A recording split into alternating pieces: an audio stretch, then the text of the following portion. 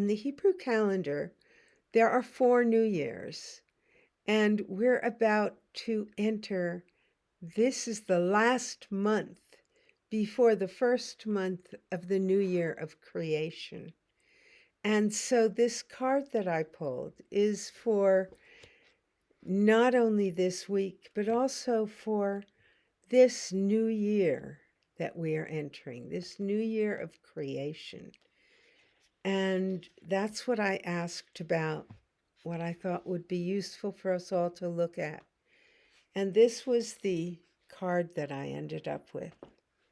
It is the letter Bet. It represents a house or womb, and it's similar in some ways to the High Priestess in the Tarot. And what the letter Bet is about is it is about that. It's the number 2, and so it is the beginning of duality, and it is where the Holy Oneness wants to create something opposite. And so plants in the womb, in the deepest part of creation, a seed to be nourished and then brought into the world and given life. And so it is about asking ourselves what, as we enter this new week and are about to enter a new year of creation, because the Hebrew calendar is interesting in that it has a 13-month lunar years, because it's a much more ancient calendar than the Gregorian one, the one that we usually use. And it goes back to the times when the goddess times, when there were 13 months to the year rather than 12, which came about during, the Greeks and Romans and their gods and goddesses. And so in this 13th month, it is the month of Elul. And the interesting thing about the month of Elul is it is spelled Aleph, Lamed, Vav, Lamed.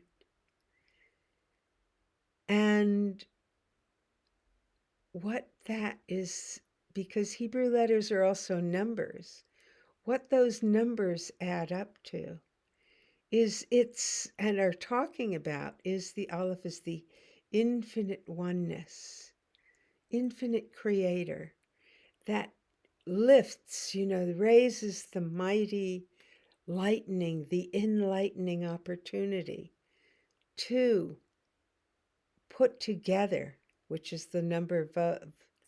Vav is the number 6.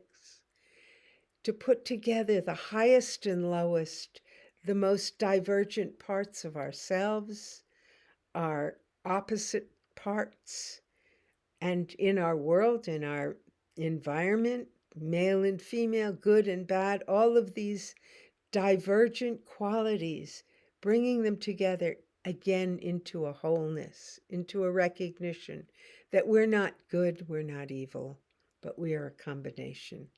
We are not solely male or solely female, but we are variations within those polarities. And so it's becoming whole within ourselves. It's becoming whole in our relationship to the world and in our understanding of who we really are and our world, that we are not just wonderful and we are not just horrible.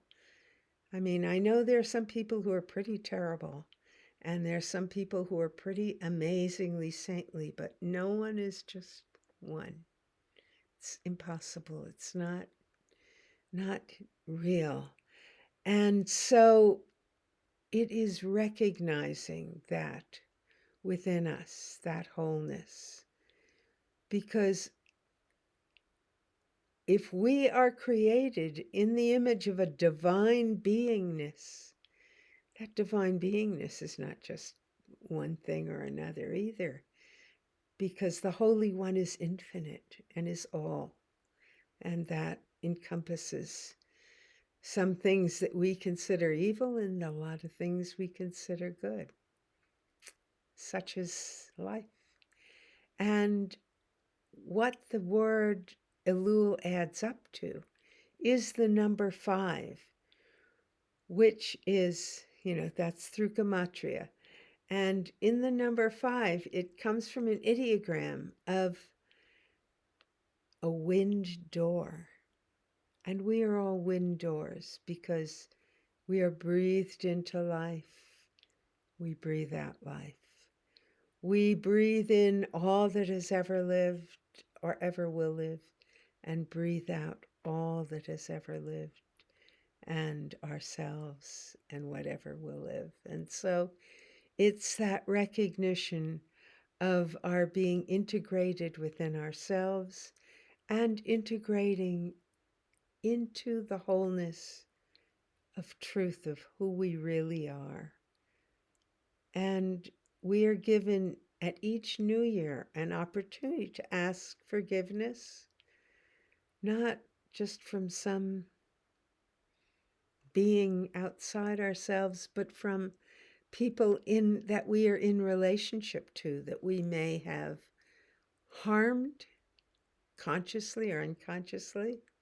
At one point, my daughter asked my forgiveness for how bratty she was when she was a teenager. And I said, well, of course I've forgiven you ages ago. And she said, well, I just wanted it just in case. And I said, fine, you can forgive me for being not a great mother at times, too. It's the way life is, right? And so it is the taking off of that burden of having to be perfect, having to only see our lovely side, not our unlovely side, because we all have both. And forgiving others for theirs and for any harm they have done us, intentionally or unintentionally, and asking forgiveness from any harm we've done someone else intentionally or unintentionally. Because I know I've done things meanly on purpose, and I've done them meanly by accident. I try to not do too many, but that's, I can't say I haven't been not a good person at times. And I keep working on becoming a better person all the time and putting more love into the world. And I've managed to put more love in than hurt. I think I hurt fewer people now than I did maybe when I was younger and not as aware. That's one of the things about getting old that's very nice, is you start to learn how to change and become the kind of person you would like to see yourself being. And so have a beautiful week. Have a beautiful incubating of what it is that you are needing to put together to enlighten yourself. Both enlighten in this way and enlighten as lifting off the weight of things that don't help you for this coming new year. Thank you.